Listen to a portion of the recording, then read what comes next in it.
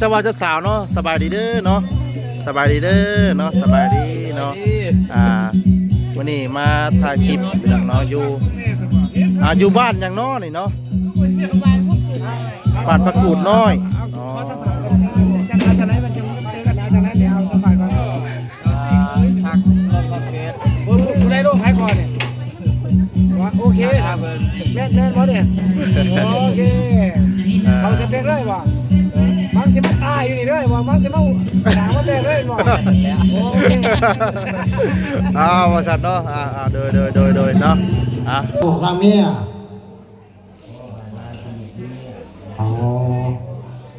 โดนเข้ามาขอตามเมื่อไว้ขอภัยเมื่อเลื่อนบ่ท่านเอกโบทีก็เห็นอะไรอย่าว่าเพื่อนเนี่ยนะลูกสาวคบก่อนก็ยังไงร้ายลูกสาวปลายก็ยังไงมากทราบซื้อไฟสามอยู่ฝั่งนู้นเนาะลูกสาวไปนะจังไรนั่นเนี่ยนะเรียกกระยาเนาะอันนี้เขาบอกปาเดียวเพื่อไปเสียเวลาเนาะวันทีมันก็ที่คำพูดวันทีมันก็ยากอันนี้ทั้งพ่อใหญ่เอื้อนใจนี่50 ล้านเงินสด1,000 บาทตั้งแก้วรอง2-3 บาทเลย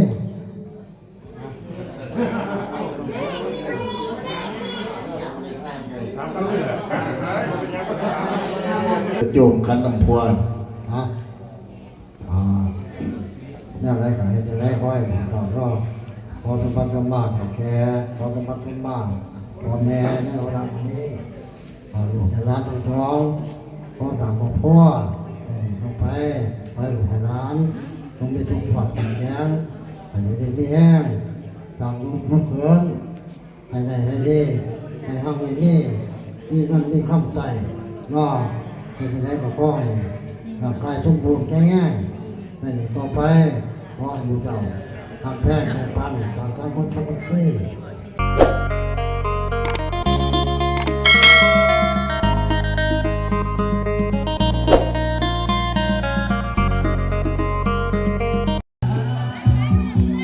พี่น้องเนาะ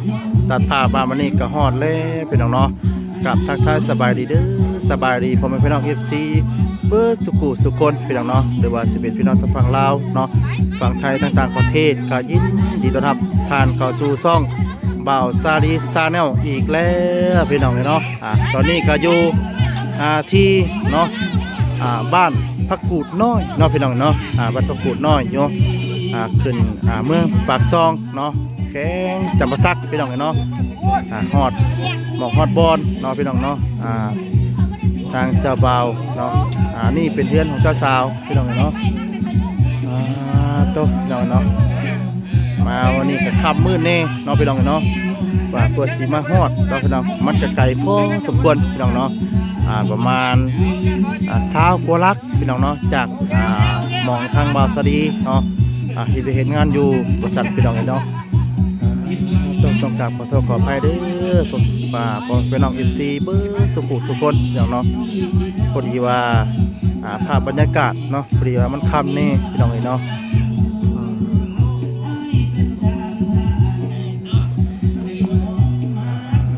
พี่น้องเนาะแต่สิเขาไปถามไทยทั้งไอพี่น้องเนาะขอโทษขออภัยผมเป็นน้อง FC เบิร์ดสุคนพี่น้องเนาะ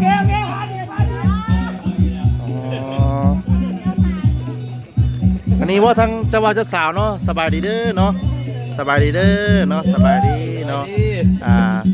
วันนี้มาถ่ายคลิปพี่น้องเนาะอยู่บ้านอย่างน้อนี่เนาะบ้านพักกูดน้อยจากนั้นมันจะเจอกันจากนั้นเดี๋ยวสบายก่อน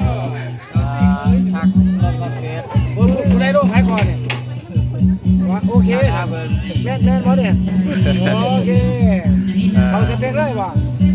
มันจะมาตายอยู่นี่เลยว่ะมันจะมาด่ามันได้เลยว่ะโอเคมาสัตว์เนาะโดยเนาะขอสัมภาษณ์เด้อสัตว์เนาะโดยนะ ก็มาฮอดมาถึงเป็นที่เรียบร้อยน้องเอ๋เนาะ ลูกแล้วอ่ะไม่ได้ไปยังโอ้ยังโอ้ อ๋อเธอรถบ่พ่อโดยอ่ะย่ำมาก่อนสั่น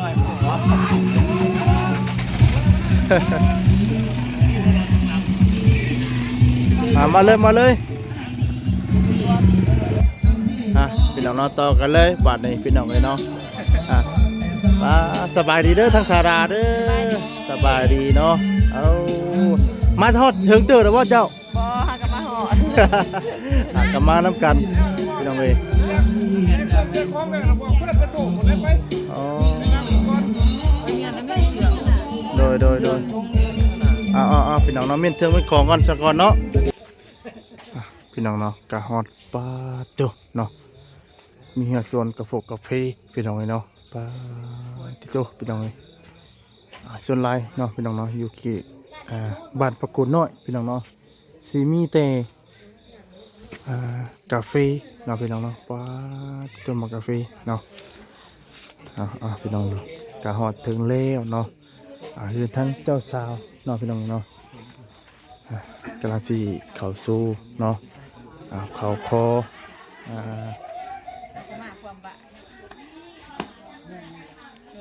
ขอเจ้าทั้งเจ้าสาวพี่น้องเนาะเข้าพิธีเข้าคอเนาะมืออื่นคือผูกขอไม้ขอมือเนาะพี่น้องเนาะผูกขอไม้ขอมือผูกคอตอกแขนเนาะพี่น้องเนาะคือแต่งเลยเนาะพี่น้องเนาะคือผูกแขนแล้วก็คือแต่งดอกเนาะพี่น้องเนาะกะมาฮอดเป็นค่ำเนาะไปสิฮอดเรือนต้องเรือนเจ้าสาวพี่น้องเนาะกะค่ำเป็นทีเรียบร้อยพี่น้องเนาะที่ตัวเนาะเพื่อสิฮอดมาถึงเนาะสาวรักเนาะพี่น้องเนาะทางบ้านนั้นเป็นบาสาวรักบาสันเนาะพี่น้องเนาะกะมาฮอดเป็นที่เรียบร้อยแล้วเนาะส่วนหลายเขตทางนี้เนาะเป็นเนาะน้อยเนาะกะเป็นกะสีปลูกแต่ต้นกาแฟเนาะหรือว่ากาแฟเนาะทางบ้านเฮาเสียงกาแฟเนาะแต่ทางพ่อแม่พี่น้องทางฝั่งไทยเนาะเสียงต้นกาแฟกาแฟเนาะพี่น้องเนาะกะในนี้บ่เนาะพี่น้องเนาะต้นกาแฟเนาะเบิ่งก่อนพี่น้องเนาะบ่เคยเห็นจักเทื่อพี่น้องเนาะตั้งต้นกาแฟแม่นต้นแบบนี้บ่เนาะพอดีว่ามีฝนตกเนาะพี่น้องเนาะตอนเดินทางมาเนาะปาที่ตัวพี่น้องเอ้ยมีห้ามเปลงหลอกเปลงรถแน่ว่าซั่นเนาะต่อกันได้พี่น้องเนาะ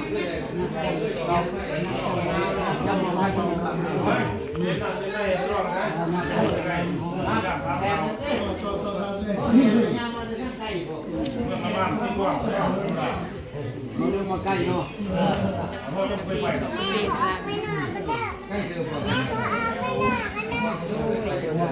ไปตรงนี้เลยเที่ยวนั้นดูจะไปไกลไปใส่พันองค์ จากตัวเมือง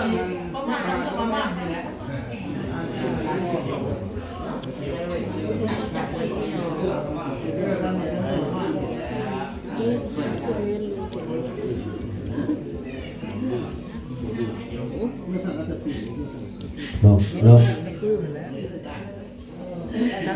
Hello.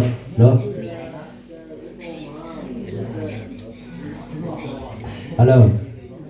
Hello. Hello.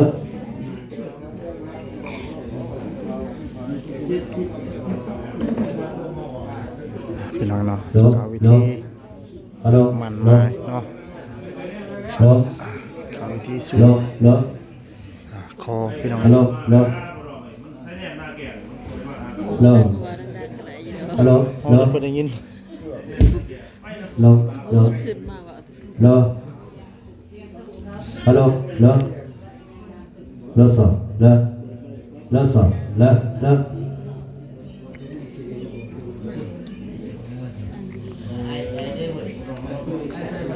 จะเขียน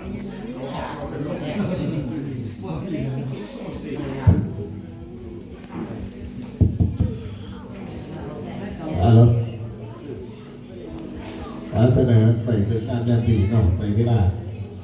ก็มีแสดงควบอารมณ์แบบนี้ตั้งตัวโฟนเป็นเมย์ตัวโฟนลูกตาส่องขับส่องไฟแสดงควบอารมณ์เป็นอำนาจการปกครองทั้งสองบาทของพวกเขาแต่จุดประสงค์ในการมา ตอนทำวันนี้ก็เป็นปฏิวัติตามที่กล้องฟินี่การสู่ขอบ่าวสาวเนาะตามการสัญญาสู่ขอแต่ตามบันทึกสัญญาเนาะตามเด็กขาดแต่ท่านเพื่อปฏิบัติตามที่กล้องฟินี่ของพวกเรานี้โอกาสต่อไปนี้เมนจะมอบให้ทั้งฝ่ายจ่ายจะกดฝ่ายจ่ายต้องพวกเราเนี่ยนำเอากันขอเขาสู่จะกดทั้งฝ่ายนี้ของพวกเราแต่สิบ่าวนั่งไล่ด้วยนะเอากันโดยได้เนาะแต่เป็น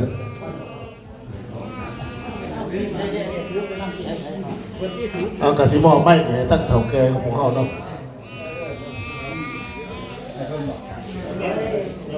เป็นพิธีเนาะสู่ขอทั้งเจ้าสาวด้วยพี่น้องเด้อเนาะเป็นฮีตขอทางประเพณีเนาะประชาชนลาวเฮาพี่น้องเนาะ เอาเลยพอท่านคือไม่อยากมาสร้างแม่ย่างเขาตีทั้งกันเลยโตกันไปเพื่อนนอก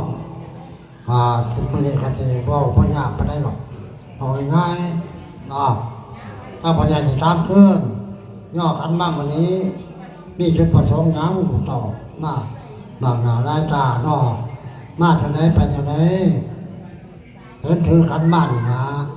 จุดส่งมากกะอุ้ยมาไกลไหนมานำลูกนำลานว่ามาตามความหักของหมักของลูกของลานว่ามีงัวมีควายแท้นี่ว่าจังมาข้อสื่อข้อคายไหนจะได้ค่อยแม่ไหนนำเส้นน้ำทางมาขี่รถมาโดยพ้นตัวข้างตรงตากันจนเมื่อยจะมาห้าพ่อเฒ่านี่มีบ่ผมคายขั้วควายแล้วนี่ปัญหาใดบ่จะโตจังไดข้อผลข้อดูหน้านำได้ไหมฉะนั้นแล้วบ่ได้ พวกตัวเดียวพอจะขายไปได้แล้วฟังพอใหญ่เนาะความบักเนาะแรงกูคือกระสุนหัวหัวมันมาความบักพ่อนั่งกระท้องหัวอันนี้ทั้งลูกทั้งร้านมากขอบอกว่าจะมาบอกคนเนาะมาขอนั่งนี่ขอให้ไป ขอให้ร้านซื้อถังกันขอให้ทุกกันขอให้ร้านทุกกันพอมันก็อยู่พี่เนาะ ขอไผ่น่ะ ขอผู้สาวแหละ ผู้สาวรู้เนาะผู้สาวหลายอยู่ผู้สาวเนาะ มาจักนี่จังนานจังแล้วขอมาทำร้านน้ำบุญนี่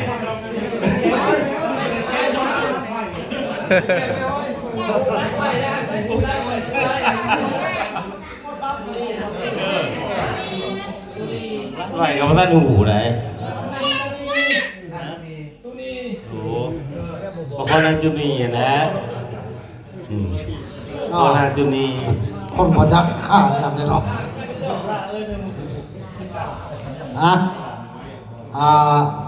ขอเป็นนางลูกนางเมีย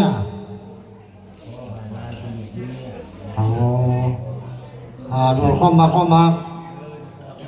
ขอตามเมื่อไว้ขอไผ่เมื่อเลื่อนบ่ขอเมื่อสั้นบ่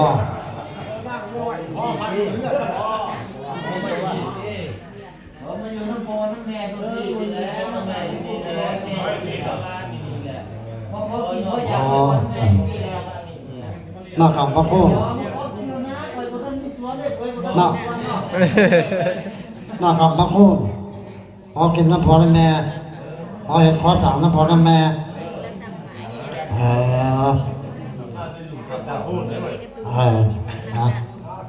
พอดทำไปเลย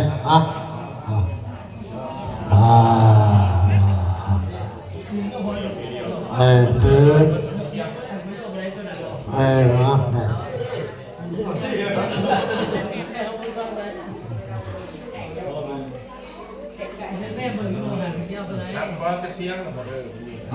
ถือนั่งก็ดีเนาะถือเราก็ดีถือนั่งก็ดีนี่จะแนวดีปะเนี่ย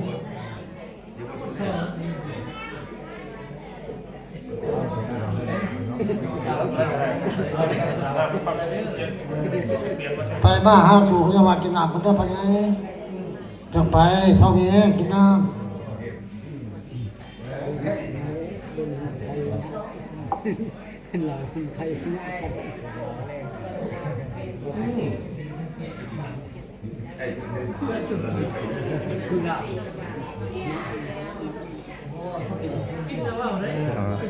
ทำประเพณีเนาะ นั่นแหละความหมักพระคุมชุมเย็นอันนี้มันนี่เรื่องตื่นตามมันเนาะตัวนี้มันนี่เรื่องตื่นตามมัน กระสอบทางเราเป็นมาเป็นกระสอบประเพณีเด้อพี่น้องเนาะยังบ่ได้ขายเนาะประเพณี เรื่องตื่นตามฮะเถิดนั่น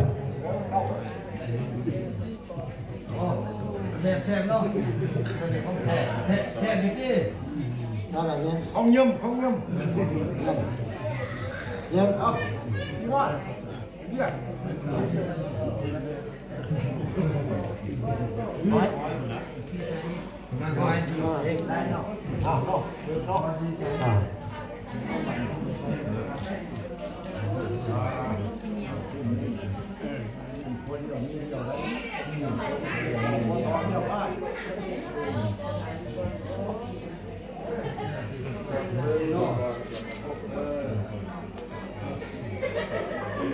โอ้เรามาตั้งเมื่อเรามาว่าเรามาเด็ก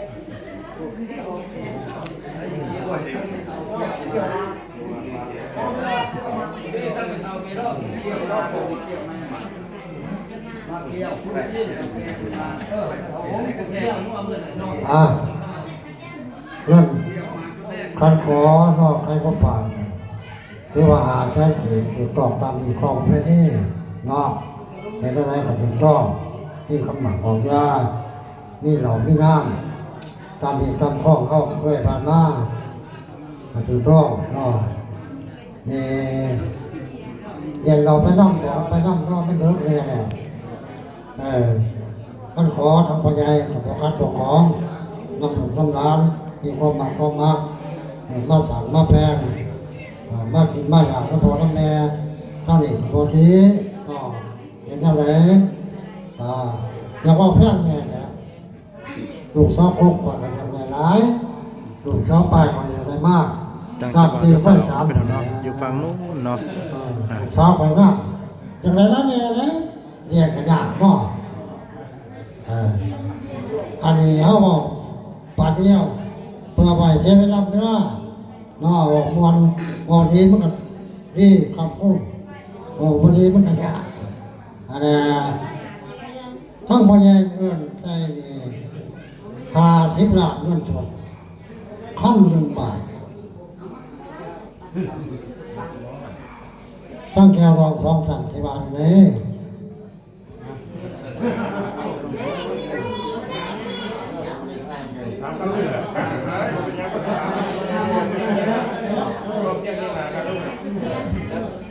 นี่ตลาด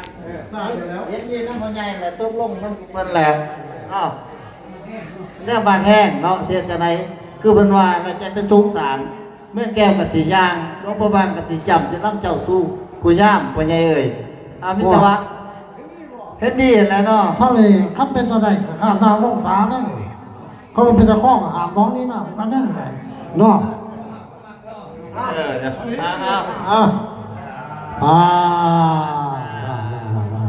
คำพูดผมเก็บเนาะพอเดี๋ยวแม่เดี๋ยวพ่อแก้วแม่เด็กพ่อยิ้มแม่แซว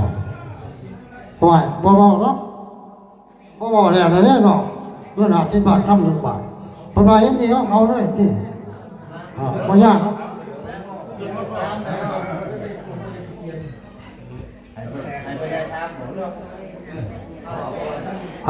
ถามแล้วเงิน50 บาทคำ1 บาทเป็นพ่อตัวเท่าเพิ่นบ่ เงิน อันนี้ขออนุญาตน้ำพอน้ำแม่น้องเงิน50 ล้านกับคำ1 บาททั้งลูกทั้งหลานนี่และความรักมากหลายความอายหน่ายความสิตายบูเมือขอขึ้นขอเกินน้ำอีพ่ออีแม่อันเป็นเงิน35 ล้านกีบกับคำ1 บาททั้งพ่อทั้งแม่ทั้งคนสิว่าจะไหนถือว่ายังอีก15 ล้านกีบเป็นลามไผ่ลามเคย เฮ้ยร้านที่มาเราต้องมีหลักฐานอ้าวเห็นดีนะวะเห็นดีนะอ้าวยักมาซ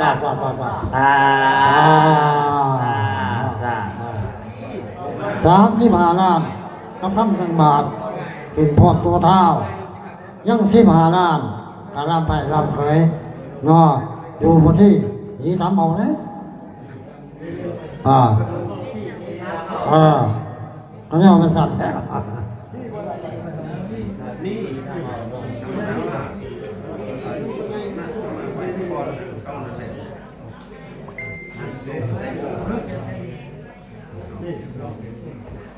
รวมมานั่งอ้างมาเท่าคำพูดทำกันได้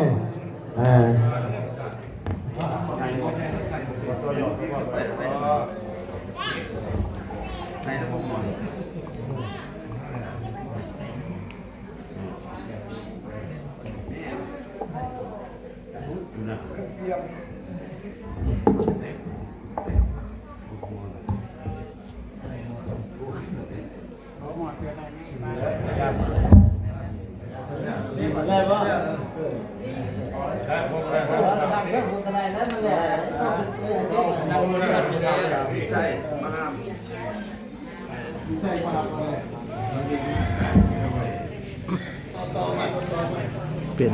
35 ล้านเนาะพี่น้องเนาะคำบาท1มาสั่นเนาะ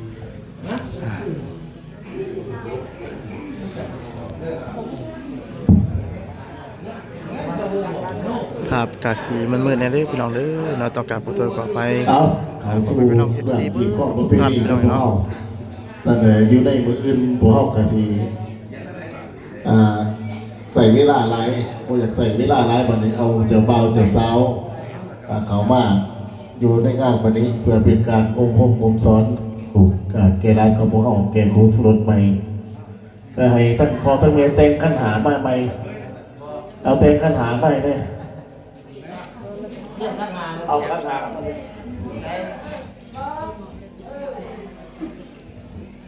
ใจค่ายนี่เด้อ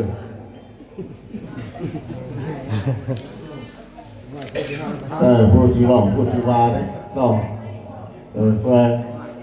ขับกุ้นให้แกลูกแกร้านของพวกเขา พี่น้องเนาะ ผู้สูงเขาจะซ้อมจอกก็ได้เสียตักันตึงแม่ในโลกของทุกข์มุสลิมจะจบไม่ได้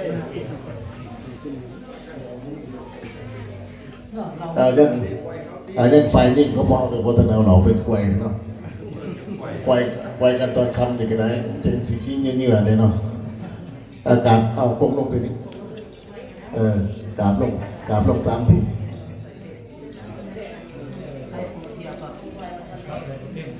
ปอบกันที่ลูกปอบกันคนละเถื่อพอเอาไหมเอาปอบกันเอา1เอา2เอา3จะไม่นับดีเราของใหม่สดๆเลยแล้วก็ย่อขันกลับไปหาพอย่อเข้าไปหาคนหนึ่งย่อเข้าไปเอาก็เส้นใบเอาใบให้พ่อใหญ่เนี่ยกับคูณพ่นเดียวเอาซ่านั่นจุ่มคันน้ำพวนนี่อะไรกันจะได้ค่อยผมก็พอเป็นพักกำมาแถวแค่พอเป็นพักกำมาพอแม่เนี่ยเราทำนี้พอลูกจะร้านตรงท้องพอสั่งของพ่อลงไปลูกให้ร้านต้องไปทุกข์หวัดแย้งให้อยู่ดีไม่แห้งต่างลูกเขินให้ได้ให้ดีให้ห้างให้นี่มีเงินมีคำใส่ก็ให้จะได้กับพ่อให้ร่างกายสมบูรณ์แข็งแรงนั่นนี่ต่อไป ขอให้หมู่เจ้าหักแพงแม่ปันสามชั้นคนทั้งประเทศน้ำกันให้เจ้ามันพกขโมยแก่หลวงพ่อจ้าตัวเองว่า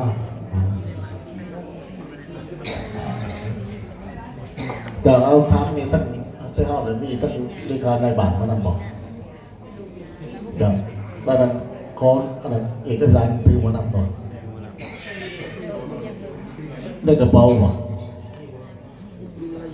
ไปอย่างยืนที่ยืมมันได้กันบีนกับป้าไปกันอยู่นี่เอามาพี่เลยไปเลยเพิ่นสิประกอบเอกสารรายชื่อเขียนเขาใส่ใบสัญญาการเต็มดอก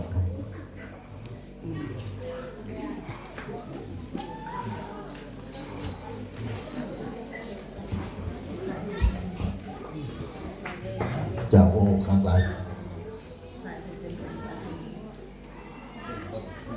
สีก็มีแต่ว่าอย่างขอคำเห็นทานเดคานั้นขึ้นโอลมตัวดุตัวลานเพื่อเป็นสิริมงคลในแก่ถูกแก่ร้านได้กระบอกไปทั้งน้ำหนักการปกครองคนเลยเนาะขอเห็นเสื้อครับตัวไรไปบนสางยามมองอ่างผมบอกด้วย ฮัลโหลฮัลโหลจะสบายดีเนาะมื้อนี้แม่กว่ามือสันวัดีเนาะลูกหลานเรียกเชิญทั้งโอกาสจะตั้งเยอะในนั้นพ่อแม่เฒ่าแก่เนาะแกนับถือโอกาสจะตั้งทั้งสองกรรมสังพายข้าพเจ้าเองนี่ได้แน่ตั้งหน้าลูกหลานบาดจันเนาะได้เป็นน้ำหน้าพาทางมาเนาะครับเป็นหลักฐานพิญญาณกับแม่นเนาะให้แกลูกแกหลานมือนี้แม้ว่ามือสันวันดีมือจบมืองามมือสรุปบุญคุณมือความหักความแพงระหว่างสองกำสองพายทั้งยิ่งและซ้ายเนาะในไรก็ตามแต่นี้ไปข้าพเจ้ากะตำนี้กับแม่จำนวนทุนของบาทจันทร์ของเฮาเนาะมือนี้ข้าพเจ้าเองเป็นผิดบ้านยังยืนเนาะก็เป็นไผตั้งยินบ้านยังยืนตั้งมาพร้อมเนาะให้ตั้งหน้าตั้งตาของบ้านเฮาฉะนั้นกับบุมีหยังผักพังทั้งพ่อทั้งแม่ทั้งพี่เนาะหับเอาลูกอาหลานเป็นลูกเต่าล้านแย่ไปบุษางบ่งามบ่งามก็มอบให้เสร็จตีนชิ้นเสมือทั้งพ่อทั้งแม่ทั้งพี่เนาะในได้สิจบสิงามให้ทั้งพ่อทั้งแม่สั่งสอนเอาเนาะมื้อนี้ไม่กว่าถ้าข้าพเจ้าได้รับการต่างของบ้านก็จะผมมีความบอกของวาร้ายเนาะมอบเสร็จตีนชิ้นเสมือทั้งพ่อทั้งแม่ทั้งพี่เป็นลูกเป็นหลานเนาะอันนี้กะสิบุมีหยังไดถ้าชุดนี่ก็ไว้พ้นไส้ทั้งองค์การจะตั้งสองกำสองพายเท่าแก่ยิ่งไส้หน่อยใหญ่ทั้งมือจงมีสุขภาพแข็งแห้งปฏิบัติหน้าที่เวียงงานให้ประสบการณ์ขอขอบใจเนาะ เนาะเป็นพิธีที่เรียบร้อยเนาะ เราก็แสดงความขอบใจทั้งท่านด้วยค่ะในบ้านจันทร์ของพวกเขาเราที่ว่ามามอบตัวจริงเสียจริงวันนี้มาเป็นสักขีปิญญาณในแกดุกแกนานที่ได้มาสร้างความสร้างขั้วอยู่ทั้งบ้านพระคุณหน่อยเมืองปักซองแดงเกบซันมื่อนี้มี2 แก้ว 2 ดอง 2 บาท 2 เมือง 2 อำนาจการปกครองเรามาเป็นสักขีปิญญาณในความหมักของหลวงของหลานแต่นาวการต่อไปนี้ก็เชิญเชิญทั้งทานบุญทอดท่านปังทองประธานแนวของพวกเขาเนาะขึ้นครับและก็ให้กับอบรมแก่ครูสุรนใหม่ของพวกเขาเนาะขอเชิญเชิญ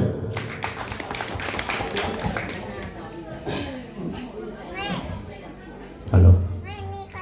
สั่นแหละก่อนมดกาขอแสดงความหักคือหักแพงบรรยังทันเลขาหน่วยพักนายบ้านทั้ง2 บ้านได้รับถือหักแพงทั้งโคตาผ้าเขา2 กำ 2 พาย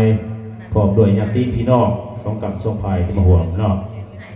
สั่นแหละมื้อนี้ข้าพเจ้าตั้งหน้าให้ทั้งอำนาจการปกครองของบ้านพระกุฎน้อยเฮาเดี๋ยวก็ตั้งหน้าให้เฒ่าแก่ทั้งภายนิ่งเนาะสั่นแล้วก็ในเมื่อลูกหลานทั้ง2พวกเฮานั้นได้มักได้ฮักกันเนาะทั้งเลขาหน่วยฝากนายบ้านห้วยจัดบ่นกจันนกจันเนาะเบื้องละมามเสกองเหล่านี้ก็ได้มามอบให้ทั้งพวกเฮาเนาะเป็นลูกเป็นเต่าเป็นคำเป็นเคยอะไรไปบ่สร้างยางบ่งามก็มอบให้ทั้งเฮาดิบอกบ่งส่งสอนเนาะอาจารย์พวกเฮาก็รับเอาในเมื่อหับแล้วอาจารย์ก็อยากว่าน้ำลูกน้ำล้านทั้ง2นี้ในเมื่อเป็น ลูกเป็นเต่าเป็นคำเป็นเคยอยู่นี้เนาะสีว่าทั้งสองและทั้งยิ่งทั้งชายเนาะในเมื่อสั่งครอบครัวแล้วมุเจ้าทั้งสองเนาะเอาผัวเอาเมียก็เห็นว่าถูกต้องตามระเบียบกฎหมายถูกต้องตามหีดข้องประเพณีเนาะโดยมีเท่าแก่สองกับสองฝ่ายอำนาจการปกครองสองกับสองฝ่ายเป็นสักขีพยานให้มุเจ้าเนาะว่าเป็นผัวเมียถูกต้องตามระเบียบกฎหมายถูกต้องหีดข้องประเพณีในเมื่อเป็นผัวเมียกันแล้วเนาะอันนี้ว่าเบื้องหีดเบื้องข้องเนาะต้องเคารพนับถือกันนะลูกเอ้ยหลานเอ้ยเนาะมุเจ้ามีสองพ่อสองแม่ได้ป่ะเนี่ยเนาะมีสองญาติพี่น้องเนาะสองกับสองฝ่ายเนาะบางเทื่อมีเป็นเคยเป็นเซียวเคยหักกับเป็นป้าเป็นลูกเป็นปะเขาตาหน้าเขาได้แบบต้องเคารพเปลี่ยนความบอกเนาะเปลี่ยนจิตเปลี่ยนใจเปลี่ยนแนวคิดจิตใจนะสละความสุขเข้าสู่กั้วเนาะให้ดูร้านเคารพอีกกองเพนีเนาะต้องรู้จักต่ำจักสูงจักป่าจักลุงไปล่ามาข้อเนาะก็เรื่องอีกกองเพนีเนาะบ่จักกระทำผัวเมียบ่จักเมียบ่จักกระทำผัวบ่จักกระทำเมียเนาะบ่ให้ว่าตานั่นนายนี่เนาะต้องเลยว่าลูกนั่นหรือว่าพ่อเฒ่านั่นเนาะพ่อปู่นี่เนาะเขาต้องนับเคารพนับถือนั่นน่ะเนาะปัญหาที่หนึ่งเนี่ยก็นำลูกหลานบางทีของถึงซัดแต่ปัญหาที่สองนี้เนาะในเมื่อสามครอบครัวแล้วเนาะมันก็ต้องเลยพัฒนาเศรษฐกิจครอบครัวเนาะโดยเฉพาะไม่ต้องห่าวหันการพัฒนาสืบโวยตาว่าไม่ปู่แล้วเนาะให้หั่งให้มีให้ดีได้กลัวพ่อกลัวแม่เนาะบ่ให้ไปละซักละไส้แล้วเนาะให้ผู้จักว่าอันใดเสียอันใดสิได้เนาะอันนี้ต้องเลยพากันห่าวหันขยันเพียรนะผู้เจ้าก็เฮงยังหนุ่มยังน้อยเดี๋ยวก็ท่านได้ยุคสมัยเทคโนโลยีท่านสมัยกูมือนี่เนาะแต่พอแต่แม่เฮายังว่าใส่ผ้าใส่จกกูมือมันใส่ก้นจักเนาะท่านสมัยเห็ดทั่วเห็ดสวนหรือว่าเมื่อทางนั้นเห็ดหน้าก็ดีเนาะต้องลุกมันเนาะตื่นดึกลุกเศร้าประหยัดอดทนเนาะตรงนั้นนั้นเป็นยังสีเป็นครอบเป็นครัวที่หางที่มีได้เนาะอันนั้นมันหาที่สองอย่างว่านั้นมันหาที่สามนี้ในเมื่อสามครอบครัวแล้วเนาะในเมื่อทราบเหี่ยห้องต้องการเนาะครับภาระหน้าที่ต่างๆก็ประกอบส่วนในวิทยาบาลการเมืองทั้งลูกหลานทั้งนั้นกับบทเรียนหลายการอย่างที่ไปสดล้านบอกจังสันแบบในเมื่อมาอยู่นี้ลังเถื่อลูกหลานสร้างผลงานดีงามเนาะมีความสัตย์ซื่อบริสุทธิ์ศีลธรรมปฏิบัติเนาะทั้งนี้ก็จะได้รับภาระหน้าที่ให้ได้เนาะรับผิดชอบเวียกงานประกอบส่วนเขาเวียกงานบ้านเมืองแหละปกสปกสหรือเวียกงานอื่นๆเนาะว่าน้ำลูกหลานคือนั้นเนาะอันที่สี่นี้ในเมื่อหักกันแข่งกันแล้วเนาะอันนี้ก็ในกฎหมายเพิ่นก็บอกเขาแล้วเนาะให้หักกันนี่บ่ให้ตีกันตุกกระเดือตุกยังออกนะเนาะให้หักแข่งกันจนตลอดชีวิตเนาะแข่งหักขาเพตาบอดหูหนวกจนว่าอย่างป้าจะหักสมมติว่าเนาะมันก็ต้องหักกันตลอดชีวิตอันนี้เนาะอยากบอกน้ำลูกหลานทั้งสองนั้นบอกว่าผัวและเมียในเมื่อเอากันใหม่มันก็งามมันสองแหละเนาะมันเอาไปแล้วมันก็ต้องเถื่อเสียวขาซาซินบอกให้ป้าห่างกันเนาะอันนี้ว่าน้ำลูกหลานคือนั้นอย่างสันไหนว่าฮอดนี้สุดท้ายนี้ทั้งพ่อทั้งทั้งลูกนี่ก็สิบุญยังรวมร้ายกับลูกกับหลานขอให้ใส่ลูกให้หลานนั้นทั้งสองจงมีสุขภาพเข้มแข็งแห้งๆเนาะเป็นผัวเดียวเมียเดียวเป็นไผ่ยศทองกระบอกยศเพชรเนาะคืออีพ่ออีแม่ห้องภาวะทั่วคำเพียรคูณเป็นครอบครัวแบบอย่างให้บ้านให้เมืองให้ประเทศชาติเนาะแล้วก็ขอให้ใส่พรทั้งเลขาในพักในบ้านทั้งสองบ้านพร้อมด้วยเฒ่าแก่และญาติพี่น้องของเฮานี้ที่มาห่วงจงมีสุขภาพเข้มแข็งแข็งแรงพลามัยสมบูรณ์เนาะขอบใจ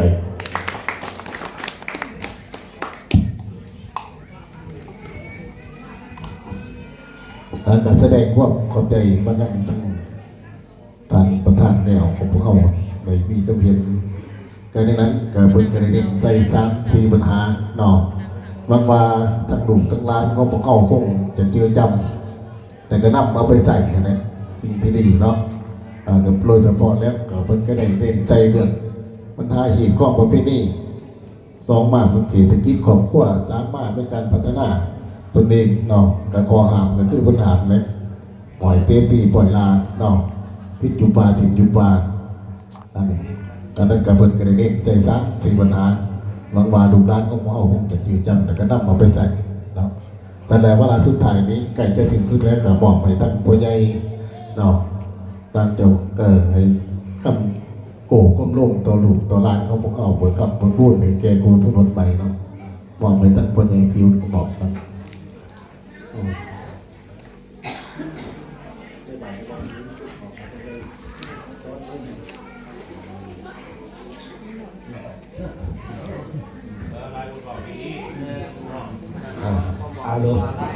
เนาะ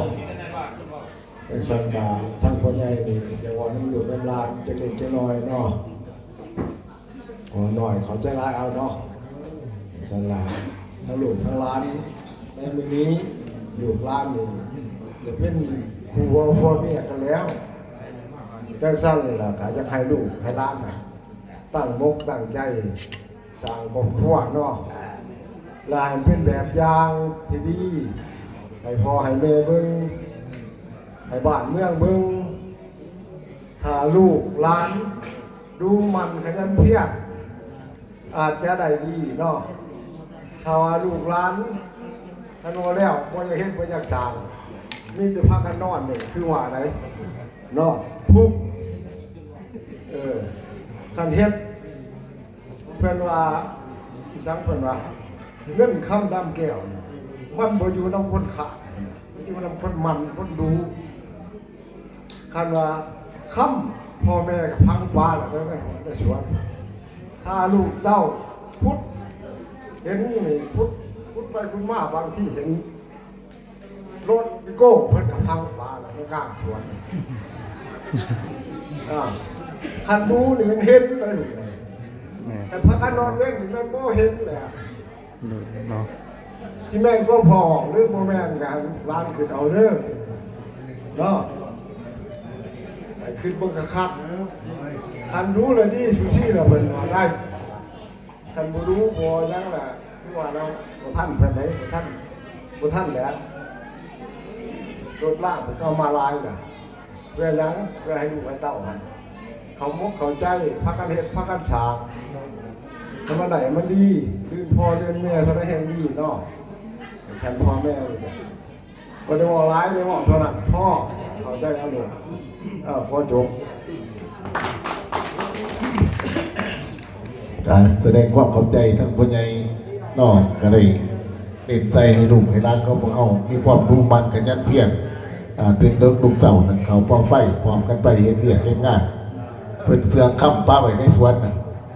เนาะเพิ่นเสืองรถวิโก้ป้าไว้ในสวนน่ะเนาะก็เอาไปเสียหยาก็บ่ได้ก็ไหนที่สื่อรถสื่อล่างสื่อเนาะแปลออกมาให้เนาะไปเสียหยาขาวคนนี่แหละเนาะแต่ไก่จะสิ้นสุดแต่ครับพิจารณาลูกขามลงประกันขามลง3เทื่อเอาพร้อมกัน1เอาอีก2 3อวยคันไปให้พ่อเพิ่นจบมาให้พ่อคำพ่อพูดแกลูกแกหลานอากง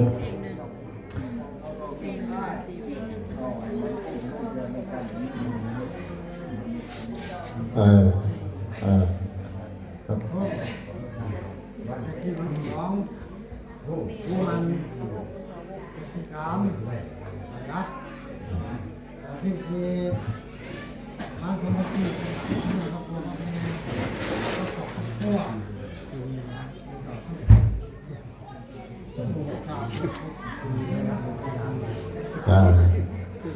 ไว้ออกได้มาดิเจอว่าได้ยาซีเมนต์เอาถึง4 เมตรเลยเอาสื่อสัตว์อันนึงเป็นสื่อสัตว์2 บาทประหยัดอดทนกับลุงบัน4 อันรวยอย่างเดียวเนาะเอาไว้ไปได้บาทนี้พักปอนได้แต่เดิมมาหอดนี้ขอมกขอบใจให้พ่อใหญ่เต่งให้พ่อใหญ่เนาะเอาให้พ่อไก่จะที่สุดเนาะอีกทีนึงข้าพเจ้าพี่น้ำตามนาให้ตั้งเจ้าภาพเมื่อนี้กับเจ้าภาพ ได้จัดให้ข้าพเจ้ามาเป็นพิธีกรทั้งมื้อนี้ทั้งมื้ออื่น มาเป็นพิธีกรในการจัดงานผิดพลาดประการใดโอซีเด้อแล้วก็ไว้ใส่ให้พ่อทั้งแก้วดอกสองสันก็พวกเอาอำนาจการปกครองสองกรรมสองไฟความเปิดเท่าแก่ผู้สุขุนวุฒิแขกที่มาร่วมในงานวันนี้จุงมีสุขภาพแข็งแรงประสบผลสำเร็จในหน้าที่การงานน้องขอขอบใจเนาะการต่อไปก็เป็นกันเองเนาะแก้วดอกสองสันเอาเย็นเราเย็นเบียร์ตาตั้มฝากความพักความแพทย์เลยฝากความคิดถอดคิดซึ้งในบัดนี้เลยเนาะตามแก้วตามจอกันเอาจนมาซ้ำเด็กนอน มากกว่าคนต้องครับเราพกคุมสูงเย็นนี้เนาะสูงจนดาวสั่นเลยแต่ พี่น้องเนาะก็ประมาณนี้พี่น้องเนาะสำหรับที่นี่ก็ขอลำลาไปก่อนเด้อพี่น้องเนาะที่ประกันใดเนาะ ได้แต่จอเขาใหญ่กันบอกที่ส่วนยกจอที่เขาเสียบอกเสียไปก็เจ็บดังเลย เนาะต้องกลับตัวขอบใจซีเบอร์ ที่ยกจะยกของก็บอกคือยกร่วมกันบอกเสียไปมีที เป็นมืด ตามจอด้วยตามจอด้วย นี่คือวันที่11นี่คือมาสู่โคนะพี่น้องเนาะกะมืดต้องกลับ มือที่ส่วนตามจอมีที่ในวิธี เนาะกับคำบาสบายดีพี่น้องเนาะอยู่ดีมีแห่งบุญสุขสุขคนพี่น้องเนาะ